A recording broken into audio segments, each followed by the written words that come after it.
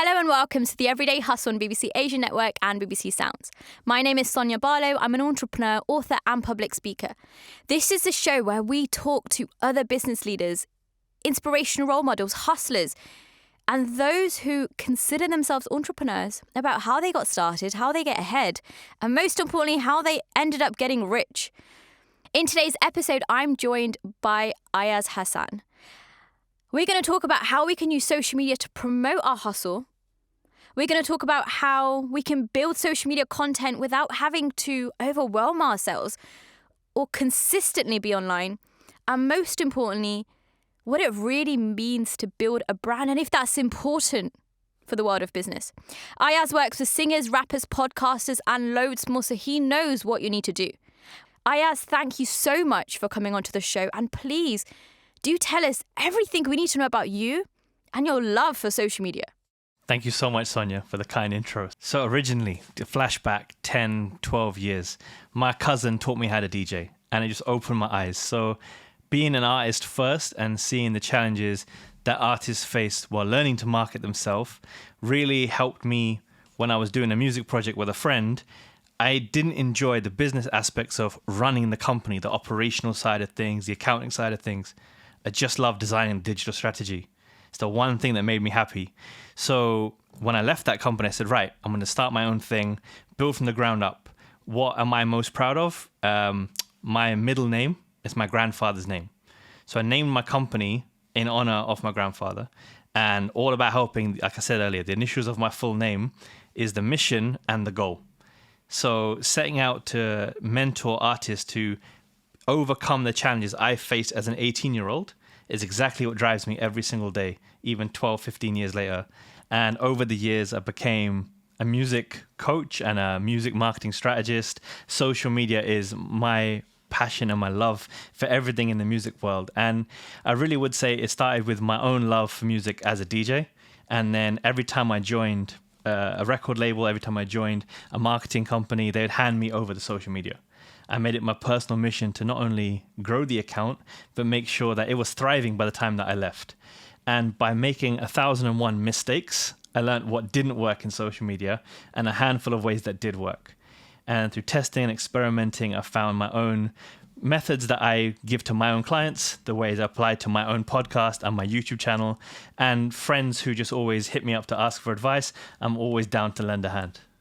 Absolutely. I mean, do friends contact you in terms of, Ayaz, why am I not getting the engagement that I want? Always going to be the guy who's offering to help other people hit the goals they want.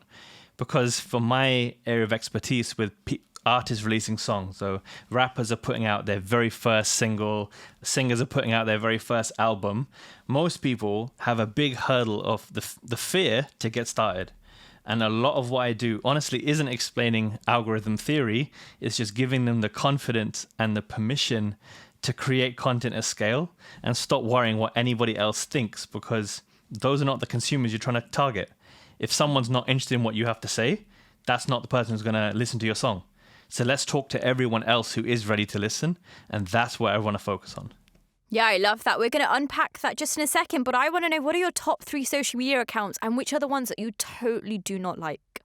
Honestly, I'm a user of all of them. My all-time favorite will always be Twitter, because you can tap into any conversation in the world in real time. Really? I find Twitter so difficult. Tell me what I should know if I want to jump on Twitter or if I want to grow my Twitter. Like, what are the top tips that someone should know with Twitter? You don't want to share what you have to say. You want to listen to what other people are saying.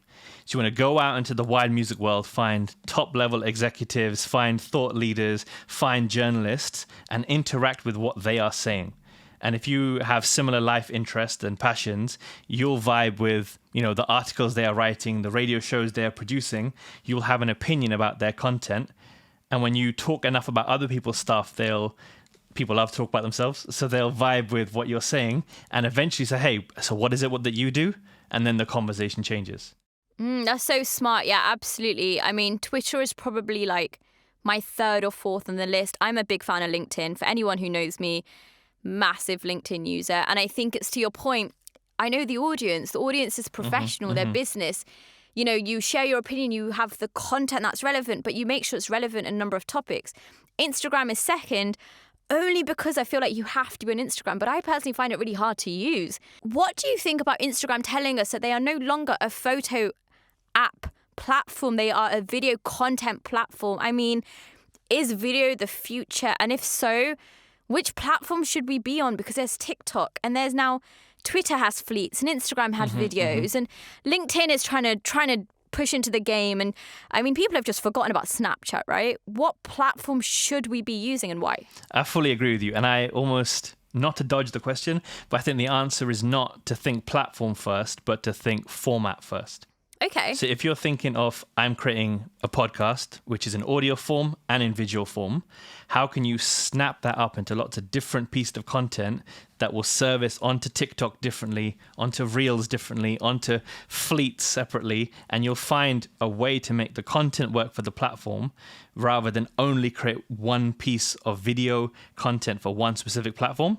You're not hitting enough nails on the head there. So that's why I try and reverse engineer everything that I try to do for my own content, my clients' content, to make sure we're hitting all the touch points. Consumers who might have forgotten about us on good old Facebook pages, let's not ignore those thousands of people there. Let's still give them messaging about the next album, because that's streams that we'll be untapping into if we didn't talk to them. But my point that I want to kind of go back to is you've used the word content maybe like 30 times already, right? And that's cool. But I know content and you know content. What about, how do you simplify it for those who have no idea what content means and yet we're talking about it? What is content? Okay. Content to me is thinking of yourself like the best show on Netflix. So when you create episodic, for lack of a better word, videos, right? When you create a steady stream of information that you want to give to people, you have to realize it's not what you want to say, it's what they want to hear. So instead of talking about your own life, you can give advice, tips, and inspiration to other people. Instead of saying, my new single is out now, my new podcast is out now, you can flip it and say, here's what you will learn by listening to this episode. When you offer the outcomes instead of the inputs, that can be really effective in getting people to understand what's in store for them if they tune in. I've just written it down in big points. Outcomes for learning, make sure you put that first. I love it. And so why is it so important for brands and businesses to be on social media these days? I think just because the sheer millions of creators that are trying to build personal brands for themselves, you have to say something to your customers beyond buy the product, beyond engage with this community. You have to give them a reason. So, for example, if you take a brand like Foot Asylum invested heavily into the culture and creating dating content with that whole stream with Chunks, Young Philly, Harry Pinero, all that. They were tapping into the culture. It wasn't about footwear, but they were doing a dating show for their perfect demographic. And then when they've built out an audience of a couple million subscribers by creating a weekly video, you had to come back next Thursday for the next episode. When they then drop a trailer about their winter sale, they have a huge audience to talk to. So they used it as a springboard to create culture into content and into branding. Yeah, it's so smart. And I'm so glad you use the term personal branding. And for me, personal branding is very much thinking of yourself as a business entity and building up that brand. But the other day I got my first Twitter troll. And I had someone on Twitter genuinely reach out and say, why is Sonya presenting the everyday hustle? We need a real business person. And my reply was, I don't really know what a real business person is, but definitely join in, listen, tune in and tell me what you think. And the response was, but you're not a business owner. You're focused too much on personal branding. And I took a step back and I thought, but isn't that what we should be focusing on? 100%. Because if you're not building your personal brand, then you're almost building an anonymous entity. And when it's a company without a face, that works in certain industries. ADIDAS, Nike, of course, amazing. But if you think of someone like Gary Vaynerchuk, you think of Cristiano Ronaldo, they are a brand in and of themselves.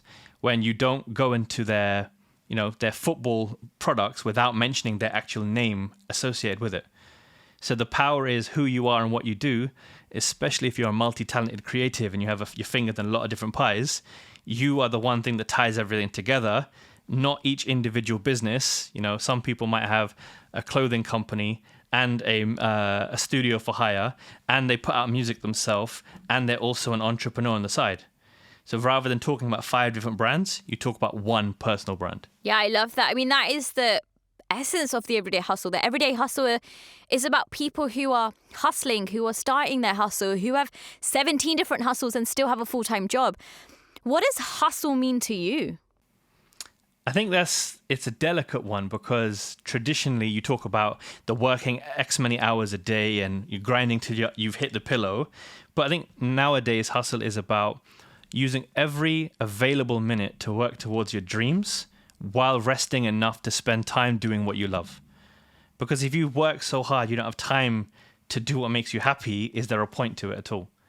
So myself, I have a packed day. Like I have a 9 to 5, not ashamed to say that. I have my agency on the side, all about helping. I work for another agency as well, and I create my content as well. And I still spend time with my family every single weekend and every evening. So there's ways to fit in every available minute of the day, pushing towards the next YouTube video, the next podcast, and everything else, but also knowing when to switch off and disconnect. I love that. You know, you've just named 5 different hustles. And Ayaz, you touched really briefly on having a strategy and building out your content and knowing exactly where your end consumer is. What about the things that we should not be doing on social media? So one exercise I love doing with any new artist I work with, I make them take a whiteboard and write down all the unique things about them. So that might have 40 different things on the list. And then we will compartmentalize them into sometimes outfits and fashion, sometimes music you love, sometimes it will be places to go. And you look at your list, and if you pull it down into 4 or 5 buckets, if you cannot put something into a bucket, it's off-brand. So if it is your steak dinner, if it is you're going shopping, if it is your niece's birthday party, if it is going out with your girlfriend or your wife, if that doesn't fit into one of your 5 buckets, it's not right for you as a personal brand. And if you can fit it into a bucket, then it's completely acceptable content. So if you're understanding, again, I say this, what your consumers want to see, not what you want to say. So while you may want to talk about your holiday, your audience don't really give a damn about your holiday. So it's finding out and listening to what they're receptive to. That's how to build your engagement, because you're creating with their preferences in mind. But you've spoken about consumers, and you're telling me I need an audience, and you're telling me that people aren't going to buy into what I'm posting. Okay, cool, but we all start from zero. So how do I even find those consumers, and how do I know what they want? Okay, so I think to give an analogy, I think if you're trying to cast a fishing net as wide as you possibly could, you'd catch loads and loads of people, but you don't know anything about them. Whereas if you got told a specific spot is there's a specific fish, you go there and then you know exactly what you're fishing for. The same goes with online marketing. If you are trying to find people because you are a shoe brand and you go to all of the coolest forums, pages, hotspots, hangouts, events to do with shoes, you know that everyone you talk to is a sneakerhead. And so when you have conversations with those people without trying to sell them something, just to talk and communicate on a level, then when you speak to those people and tell them a little bit about you, I'm pretty sure they'd love to follow, subscribe, communicate, and keep on coming back to your brand. Yeah, absolutely. And do you let your data drive your decisions? Do you use Always. analytics, do you insights? Okay, talk to me about that. How about for someone who may be listening, they've never used data before, they've never used insights, they don't really understand the numbers. What are the most important analytics that we should be taking consideration of before we even go into the deep dive? Okay, sure. So a phrase called impressions, which is basically the number of eyeballs you have on your content. The next one would be engagement itself, the number of likes, comments, shares, saves, except for video views.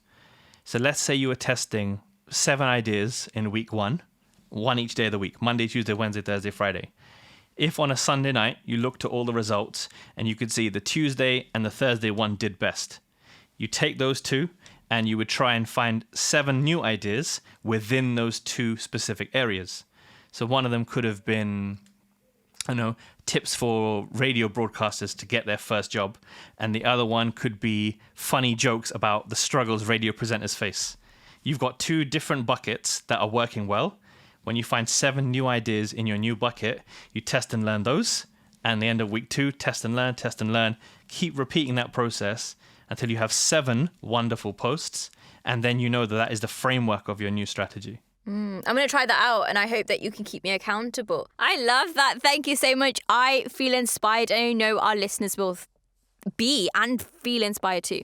Thank you so much for sharing experience and advice. So where can people find you? How can they get in touch? And where can we download that book of yours? You're too kind, Sonia, first of all. So you can find me on social media everywhere as @socialmediaayaz, AYAZ. And my website, allabouthelping.co.uk, has got stacks of free downloads. There's Excel trackers, there's content calendars, there's a vision board, there's the profile ebook. And I'm working on another ebook for later this year, hopefully, which is going to be titled The 3 C's: Content, Captions, and Confidence. And that's hopefully aiming for 150 plus pages for free, dropping the whole thing without charge. Just give, like not charging for the PDF. Thank you so much for sharing all your expertise. Thank you for telling us about the content that you're producing. And thank you to you for listening to The Everyday Hustle. If you want to hear me talk to more inspiring people for career advice and tips, download the BBC Sounds app and search The Everyday Hustle. I'll be back soon with some amazing inspirational business leaders to share how they got started, how they got ahead, and how they got reach. Speak soon.